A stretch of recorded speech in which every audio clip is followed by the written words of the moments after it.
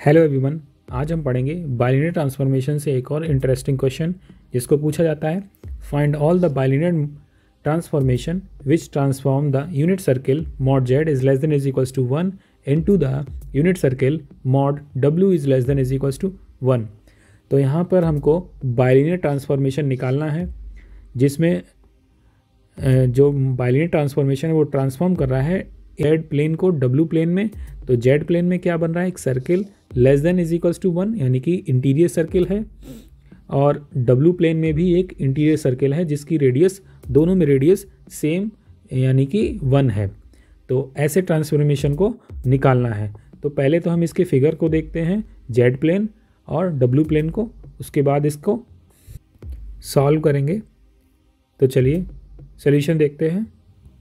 तो यहाँ पर एक जेड प्लेन है और दूसरा डब्ल्यू प्लेन है। जेड प्लेन में भी एक सर्किल है, mod z is less than is equals to 1। इसका मतलब होगा इसकी सरकमफेरेंस के साथ साथ इसका सारा ही इंटीरियर रीजन, इसका सिर्फ इंटीरियर रीजन नहीं होगा, इसका सरकमफेरेंस भी इसमें इंक्लूड होगा। सरकमफेरेंस पर आने वाले सारे पॉइंट इसमें इंक्लूड होंगे। और ये ट्रांसफॉर्म हो रहा है डब्ल्यू प्लेन में, डब्ल्यू mod is less than is equals to 1। इसका मतलब इसका सरकमफेरेंस भी होगा और साथ साथ इसका भी इंटीरियर रीजन मैप होगा।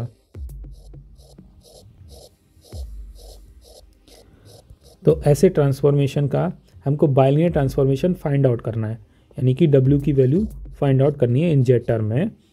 तो चलिए इसका सॉल्यूशन देखते हैं। लेट द बाइलिनियर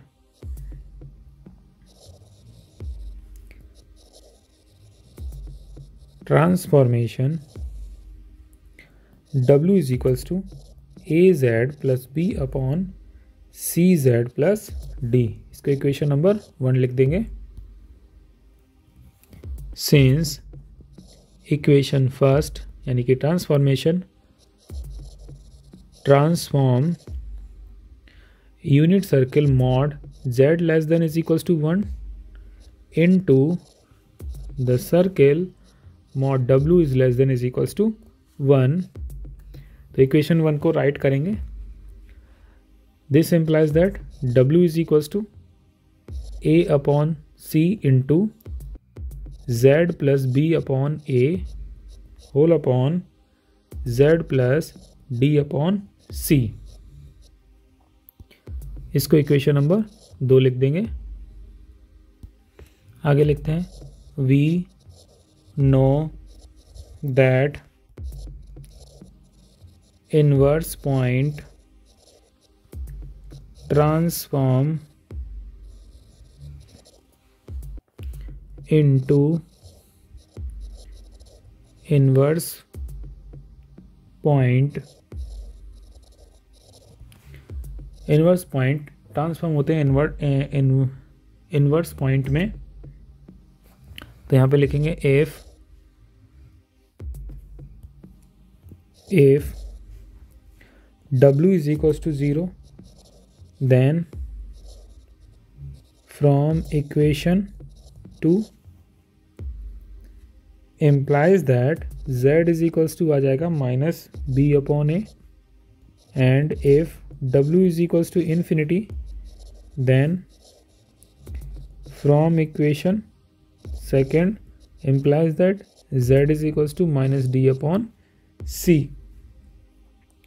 आगे लिखते हैं therefore W is equals to 0, infinity, the inverse point mod W is equals to 1 are the transforms of Z is equals to minus B upon A and Z is equals to minus D upon C respectively. Hence we may write minus B upon A is equals to alpha, comma minus D upon C is equals to 1 upon alpha bar, such that alpha mod is less than 1। Value put करेंगे from equation first, from equation second W is equals to A upon C into Z minus alpha upon Z minus 1 upon alpha bar. Solve कर लेते हैं। W is equals to A upon C into alpha bar ऊपर आ जाएगा Z minus alpha upon Z alpha minus 1। इसको equation number 3 दे देते हैं। लिखेंगे the point Z is equals to 1 on the boundary of mod Z is equals to 1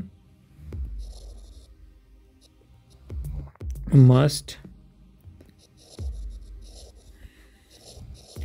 correspond to a point on the boundary of mod W is equals to 1। तो यहाँ पर 1 is equals to mod W हो जाएगा और value put करेंगे is equals to A upon C into mod of alpha Z minus alpha upon Z alpha bar minus 1। तो यहाँ पर Z इज इक्वल्स टू 1 दिया गया है, वैल्यू लगा देते हैं। क्या मिलेगा? A upon C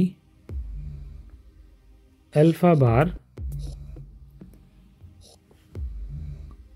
1 minus alpha upon alpha bar minus 1।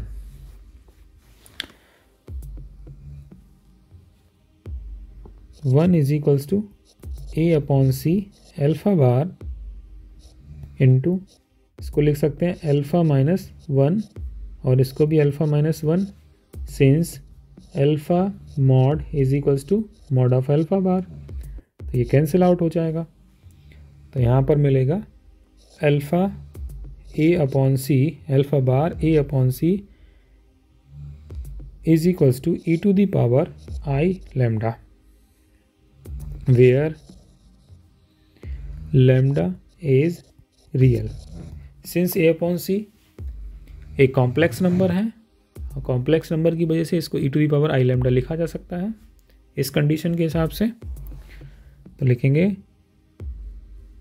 W, this implies that W is equals to क्या हो जाएगा? e to the power I lambda Z minus alpha upon alpha bar Z minus 1।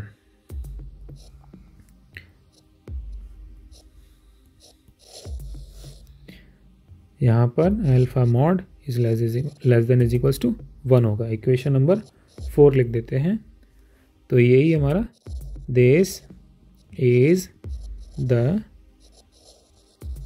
Required transformation, ये हमारा required transformation होगा। Solve हो गया। तो आशा करता हूँ आपको ये क्वेश्चन समझ आया होगा।